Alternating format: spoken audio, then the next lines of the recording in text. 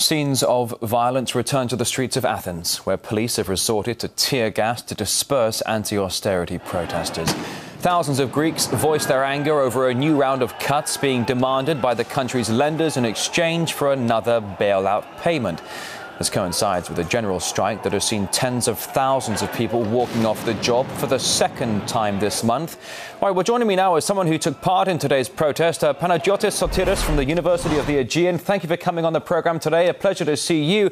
We're just hearing right now reports of a 66-year-old man having died during today's protests. Apparently, he suffered a heart attack. Just how severe is the situation the Greeks continue to find themselves in?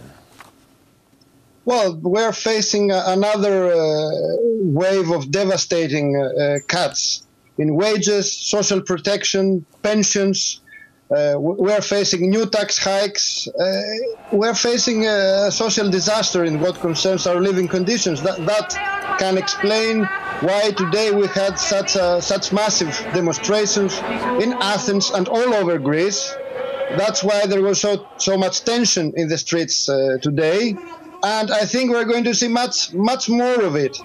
This 13.5 billion euros of cuts have a direct impact on everyday lives. It will mean less money for wages, less money for pensions, less money for health coverage, and people have already reached their limits. They cannot stand it anymore. You talk about these people. You talk about these people reaching their limits. As we all know, protests have become a very common sight in Athens. Do you think they can bring any change to how the crisis is being handled?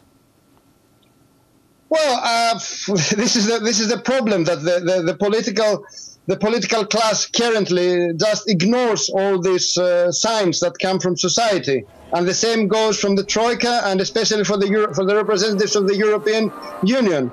But they are just building up explosive material for next social explosions. And no policy can hold on simply by being passed through Parliament if it has no legitimacy in society. And I think that in the end, facing such an intense social crisis, in the end they will have to change course. Otherwise, we're just going to see social crisis after social crisis, social explosion after social explosion, and without any positive end in sight. When you talk about, what's needed is a change in course, certainly there are many that are saying that the politicians or the Eurocrats don't want to see a change of course on their watch. Let's talk about what you mentioned a few minutes ago about how the crisis is affecting so many sectors of society where you are, all the families in Greece being affected. Also, recent unemployment figures show over 50% of young people out of work. Yes. How is this generation handling it? Perhaps they should just look abroad. We're having a lost generation. We have a generation with no future. We have more than 50% actual unemployment in youth. We have more than 25% official unemployment.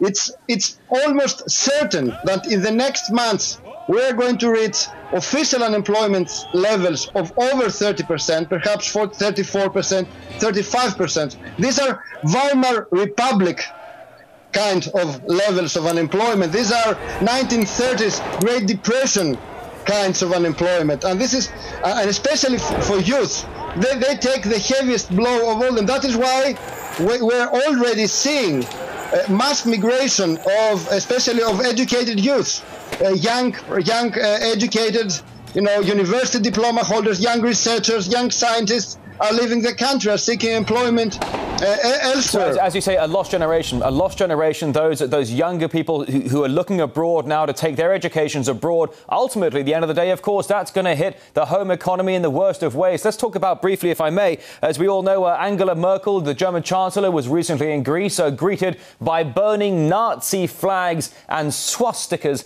in Athens. How much anger is directed personally at Angela Merkel, do you think?